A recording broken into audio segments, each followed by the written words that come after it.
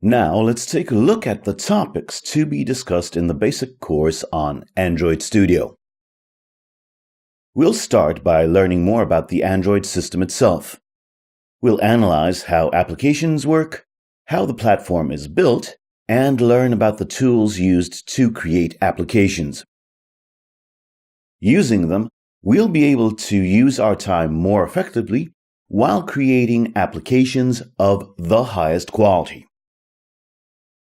We'll create a very simple application which will present some basic issues, such as creating activities, communication between activities, or handling views. We'll also get to know the resources mechanism and learn how they work on various devices. Thanks to this, even after the basic course, you'll have mastered issues such as activity, intent, resources, layout. Armed with this knowledge, we'll move on to create a more complex application. To-Do Expert. This application is used to manage tasks.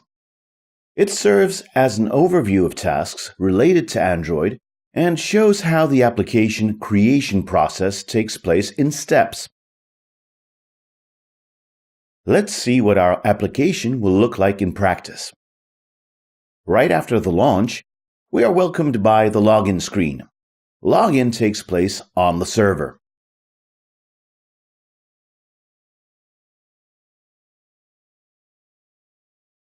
After entering sample login information, there appears the main part of the application, the task list. After clicking the refresh action, we get a list of tasks stored in our server for the specific logged-in user. We can also notice that we've received a notification about 81 new tasks. Notifications are one of the topics concerning our application, which we'll thoroughly discuss.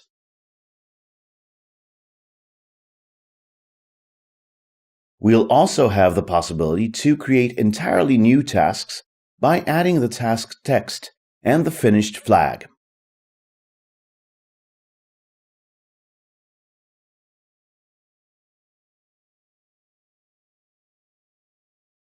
The task we've added is immediately placed on the server and additionally saved to our local database.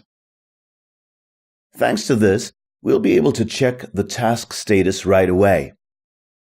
We can also log out and switch the user. If we log in as another user, we get the task list assigned to this user's profile.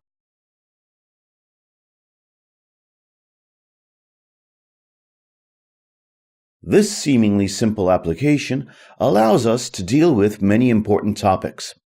These include, for instance, the more advanced layouts, transitions between activities, returning data from one activity to another. We'll also learn about things I use on an everyday basis: HTTP connections, downloading data from a server, writing to the database, as well as various adapters and lists. The downloaded data will be saved to shared preferences and the database. It will enable us to store large amounts of data which can be quickly used the moment we need it. To avoid blocking the application, we'll use async task and services that make it possible to execute long-term tasks without the need to start an activity at the given time.